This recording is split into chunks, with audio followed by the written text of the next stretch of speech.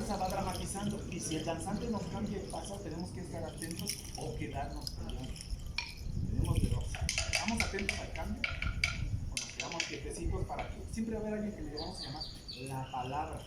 Nadie puede estar por encima de la palabra. Ajá. Si la palabra de pronto quiere hacer algo, le tenemos que seguir. Si la palabra decide tocar, lo tenemos que hacer. ¿Sale? Igual el danzante que nos guía es el que lleva el bastoncito, va a llevar un bastoncito. Es el que tengo que seguir. Si a un lado hay un super danzante que da macehualiztli, pues es problema de ese danzante. Nosotros seguimos al del bastón, al que guía la danza. Si él la quiere hacer caminada, brincar como seguro, es cosa de él. Por eso se le da la palabra. Acuérdense que Tlactuani no es precisamente un dios, ni un gobernante, ni un emperador. Tlactuani es el que posee una palabra. Cuando él toca o cuando él danza, no es un Tlactuani en ese sentido, el que tiene la palabra. ¿Vale? Entonces vamos a tratar de hacerla. Y siempre se deja una vuelta, se dice, siempre dejamos una vuelta, y el danzante normalmente levanta la mano y nos indica que está listo. Si no levanta la mano o si no nos da una indicación, quiere decir que no. Si estamos muy locos nos va a decir así, si quiere intensidad nos va a decir así, que no le está alcanzando, que quiere más. Y si no, casi siempre al final de las danzas vamos a acelerar. Cuando ya vemos que va a terminar, aceleramos para darle ese dramatismo, digo yo. Bueno, así me gusta decirlo a mí, dramatismo a la danza. ¿Vale? Vamos.